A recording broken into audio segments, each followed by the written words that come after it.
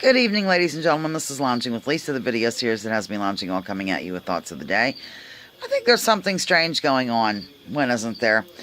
Like, okay, whenever I do, it's kind of neat when I go, say, to Jimmy Dore lately or something. My video will be recommended either on the side or on the bottom, depending on what device is in use at that particular time. The thing is, like, I can have 15 people that looked at a video. But when it's recommended, it looks like only 5 looked at it or something. What's up with that, ladies and gentlemen? Do you have any idea? Also, I was thinking, while rescuing chipmunks, I was almost going to film the chipmunk that I saved, but he was so terrifying. I mean, those things are so desperately freakish. They make me look calm, if you can imagine. So, yeah. What happened is, evidently, we have more than one chipmunk that is in the home. I don't know why is that working that way. Like, does Todd bring them in 2 at a time? A 2-for-1 deal? A buy one, get one free? What is it? Anyhow, so I've seen it running around and stuff. And then we have this humane trap. You've seen it sitting over here. It's usually outside. And it sometimes gets in my videos whenever I film the healing tree and things like that. Well, Perpetual had it set up kind of facing toward the stove, like the oven area and such, because they run back in there. But I faced it the other way, and I saw this thing going around. I'm wondering, this thing's in the kitchen for sure, yet I'm hearing Louise is in the living room freaking out, so I didn't know what was going on. Well, here, there's a couple of chips. To the best of my knowledge, there could be more than 2 even, ladies and gentlemen. So, I was able to catch that one right away. I just turned that thing around. And then, he scooted right in there, and I trapped him. He was really afraid. And I let him go here in the front yard, and, during that time, as soon as I let him go, Mars was chasing him. I'm sure. I didn't realize she was lurking. She didn't get him, though. So I have that reset up again. And why did I trail off on this? I was thinking whilst chasing chips that, I don't know, maybe I'm weird. We all know I am, but it seems like some people are not, I don't want to say they're afraid to look into things, but they're very apprehensive about looking at anything that might upset their particular worldview, I guess. I'm talking about like UFOs and things like that. Now, I'm not saying this about Richard or Judith M. Villeneuve or something. Well, no, not really them. It's just because I think they've looked into stuff and they just, want the UFO to land on their front yard, and that's that. And they still might object. I'm saying that not even necessarily with UFO stuff, but with other things, it just seems like people get uncomfortable to leave their group, to leave their mindset. I suppose I used to be that a little bit with when I was brainwashed by Fox News, because they would literally tell their viewers, literally, ladies and gentlemen, I'm not, and I only use the word literal when I mean literal. I have to just make an adjustment here. They would tell their viewers, do not look at Media Matters, do not look at Slate magazine, don't look at anything. It's left-wing smear merchants and all this. And, I believe them because most people who do watch them believe them deeply, and so I didn't look into things. But since I've been released from that bondage, and I'm hanging out with other people that are, like, more or less free thinkers or open to new ideas, I just assumed that I guess my new group of friends are, I don't know how to put this, and I'm not trying to be offensive, that they would be more apt to look into things that others deem to be conspiratorial. How's that? And I guess it depends where you look for the information about conspiracies. Like, say that you're investigating a conspiracy X, and you happen to just be getting information, not like unknowingly from a corporation or something that might be against your finding out the truth about conspiracy X. Get it? So I never thought of that. The thing is, I've just discovered, in the last year probably, that it seems like some people are uncomfortable to look outside of their particular worldview or something. Even, I see this a lot with religious people. No offense, because I try not to bash religious people.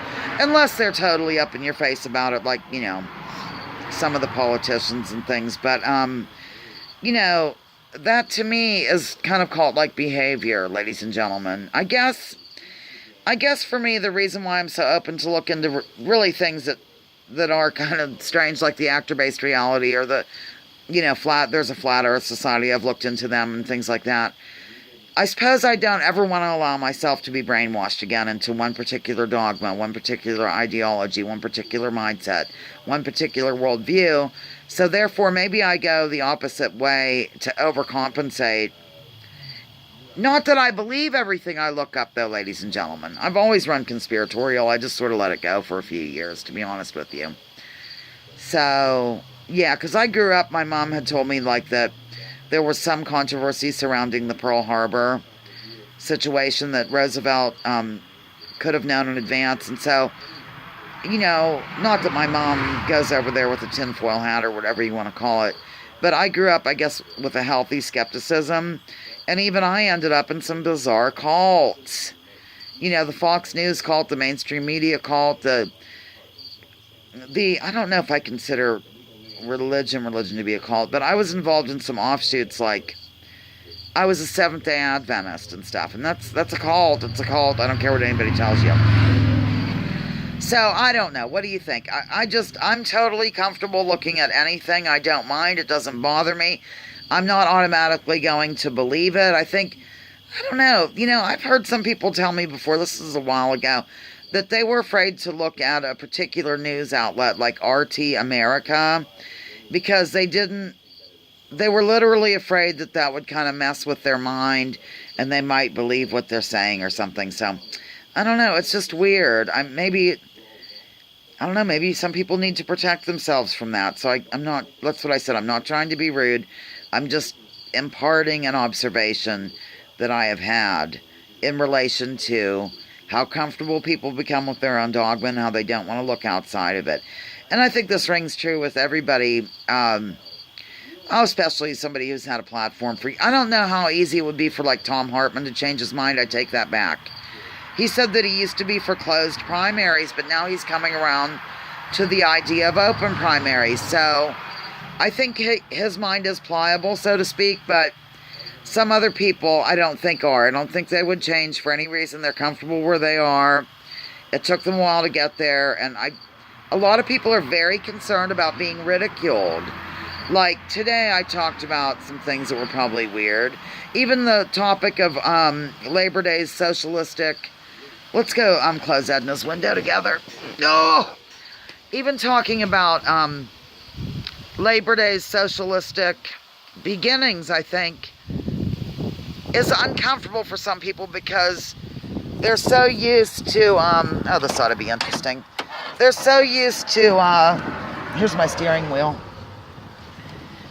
to the word socialism, I think automatically leads to some sort, I look kind of nice by Edna because we're both very much retro. Anyhow, even the word like socialism, I think, can rub people the wrong way. We have been really programmed to bristle at the mention of socialism or communism. So, I'm not saying that went on in the chat. It was an example, like even today, maybe. And then, of course, I went over the geoengineering, which I think ruffles some feathers. I'm not sure. The only time I've ever really been... There's been 2 times that I've made comments on videos. I should have stayed out in the light. I'm gonna. Good Lord. I'll stand by the healing tree.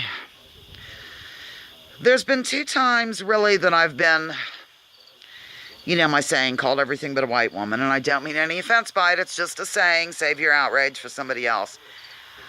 Have been when I mentioned the Mandela effect and the changes I've noticed, ladies and gentlemen. And then when I've made comments about this geoengineering, people call me names. And, of course, one person, it was a misunderstanding. They thought that I was saying that I did not accept other reasons for our climate being in decline or our world being a mess or whatever, and that it was only geoengineering stuff. And that's not the case at all.